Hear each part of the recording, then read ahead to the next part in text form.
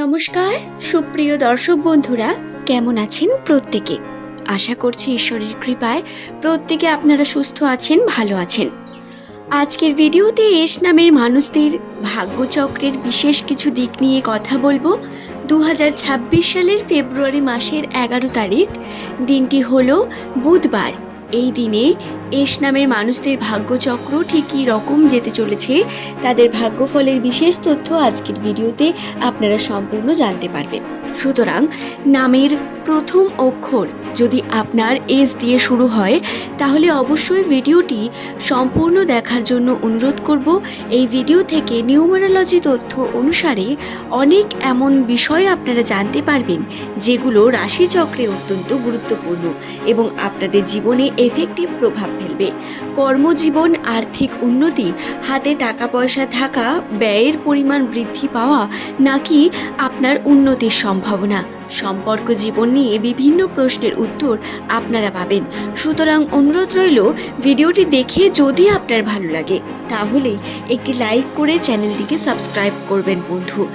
দর্শক বন্ধু, নিউমারোলজি গণনা হলো এমন একটি গণনা যেখান থেকে একটি মানুষের সম্পর্কে 75% তথ্যকে অবজারভেশন এবং পরীক্ষা নিরীক্ষার মাধ্যমে বলা হয়ে থাকে।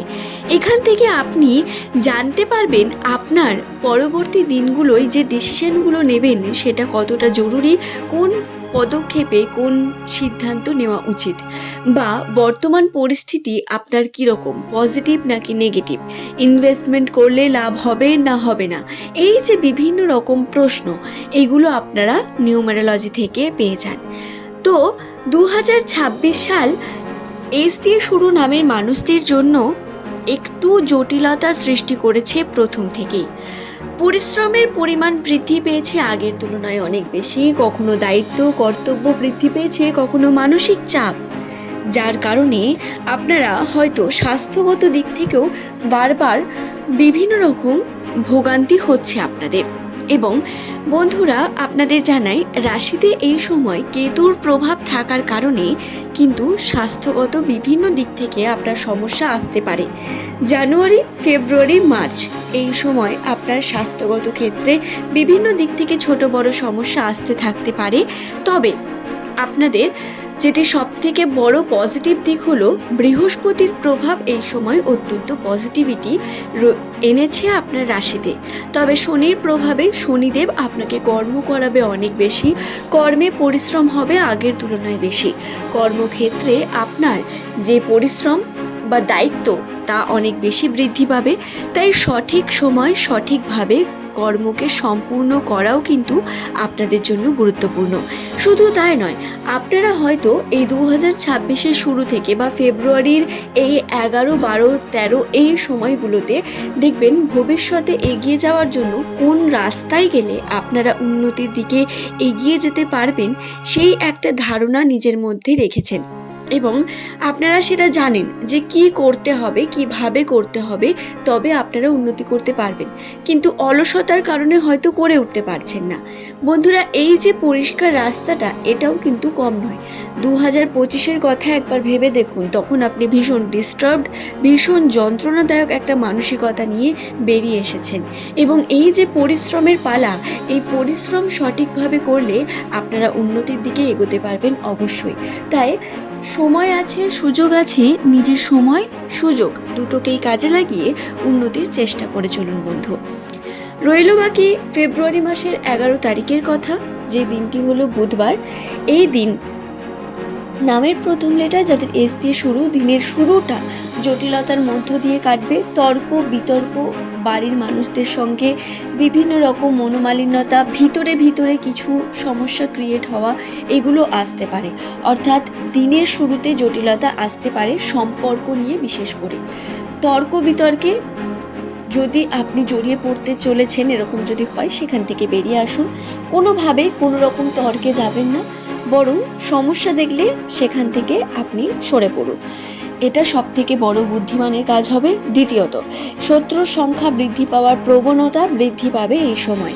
শত্রুর সংখ্যা বৃদ্ধি পাওয়ার প্রবণতা আপনার কর্মক্ষেত্রে থাকবে। রাগ বা ক্ষোভের শিকার হবেন না অন্যান্য মানুষদের, বেশি কথা বলবেন না বা অন্যের বিষয়ে বেশি আপনি ওপিনিয়ন দিতে যাবেন না। যার বিষয় তাকে সামলে নিতে দিন। আপনি কোনোভাবেই কারো হয়ে কোনো কথা বলতে যাবেন না। আপনার নিজের উপর যতক্ষণ না বিষয়টি এসে দাঁড়াচ্ছে, ততক্ষণ আপনি সেখান থেকে সরে থাকার চেষ্টা করবেন। এই সময় শত্রুর সংখ্যা বৃদ্ধি পাওয়া, শত্রুরা অত্যন্ত সক্রিয় হয়ে উঠবে। তারা আপনার আশেপাশেই থাকবে, ঘোরাঘুরি করবে, সামনে থাকবে। তাদের দ্বারা আপনি দেখবেন নেগেটিভিটি ফিল করবেন, হয়তো সর্বদা আপনি পজিটিভ ফিল করতে পারবেন না, বা দেখবেন মনের মধ্যে একটা কীরকম ব্যাপার থাকবে। কিন্তু এগুলোকে ইগনোর করে কর্মর দিকে আপনার মনোযোগী হয়ে ওঠার প্রয়োজনীয়তা বর্তমান রয়েছে। এছাড়াও ব্যবসার দিকে উন্নতির সম্ভাবনার কথা যদি বলি, তাহলে ব্যবসায় উন্নতি, আপনাদের আর্থিক ক্ষতি বা আর্থিক ক্ষেত্রে যে ব্যয়ের পরিমাণ, সেই ব্যয়ের পরিমাণ বৃদ্ধি হওয়ার সম্ভাবনা রয়েছে। আর্থিক ক্ষেত্রে আপনাদের যে কোনো ডিসিশন নেওয়ার আগে সেটা ভেবেচিন্তে নেওয়া, এবং যেটা মনে আসছে সেটি বলুন, সেই জায়গাতে বলুন যেই জায়গাতে এটা কার্যকরী। ইনভেস্টমেন্ট করার আগে একবার ভাবুন, নিজের বড়দের কাছ থেকে কিছু পরামর্শ নিন, তারপরেই যে কোনো ইনভেস্ট করুন। এটা অত্যন্ত গুরুত্বপূর্ণ আর্থিক ক্ষেত্রে ক্ষয়ক্ষতি রক্ষার জন্য। তবে ব্যবসার দিক থেকে বলি, উন্নতির সম্ভাবনা রয়েছে। ব্যবসায় হাতে টাকা পয়সা আসবে, ধীরে ধীরে উন্নতি বৃদ্ধি পাবে। টাকা পয়সা আপনার কিন্তু ব্যয় হয়ে যেতে পারে, এই দিকে সতর্ক থাকবেন। উন্নতি হবে না বা ইনকাম হবে না এমনটা নয়, তবে আপনার ব্যয়ের পরিমাণ বৃদ্ধি পেতে পারে, সেই দিকে খেয়াল রাখতে হবে বন্ধু। এছাড়াও আপনাদের বলি, এই 11 তারিখ দিনটি আপনাদের কর্মর জন্য অত্যন্ত গুরুত্বপূর্ণ।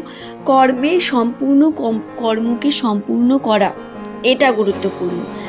দেখুন বন্ধু, এই সময় আপনার মনের মধ্যে অনেক রকম ফিলিং আসবে, কারণ চন্দ্রের প্রভাব অত্যন্ত নেগেটিভিটির মধ্যে বা অত্যন্ত চঞ্চলতার মধ্যে রয়েছে, যার কারণে আপনারা বিভিন্ন সময় বিভিন্ন রকম ফিল করবেন। এই ফিলিং প্রধানত হবে আপনার সম্পর্ককে নিয়ে, কখনো ভালো ফিল করবেন, কখনো বা খারাপ। তবে ডিপ্রেসড যখনই ফিল করবেন বা এই ধরনের মুহূর্ত যখনই আসবে, চেষ্টা করুন নিজেকে কর্ম দ্বারা ব্যস্ত রাখার। নিজের কর্মকে শেষ করুন, কাজ করে চলুন এবং উন্নতির চেষ্টা করুন। কোনোভাবেই আপনি কিন্তু কোনো রকম সম্পর্কের জটিলতা বা আবেগের বশে কোনো সিদ্ধান্ত নিয়ে বসবেন না। এই সময় আবেগ কন্ট্রোল করা আপনাদের জন্য অত্যন্ত গুরুত্বপূর্ণ। আশা করছি বিষয়টি বোঝাতে পারলাম বন্ধু। এই যে নেগেটিভিটিগুলো ছিল, এগুলো আমি সব কিছু বলে দিলাম। 11 তারিখ দিনটি অত্যন্ত বিশেষ, তাই অবশ্যই ভালো থাকুন, সুস্থ থাকুন। ধন্যবাদ।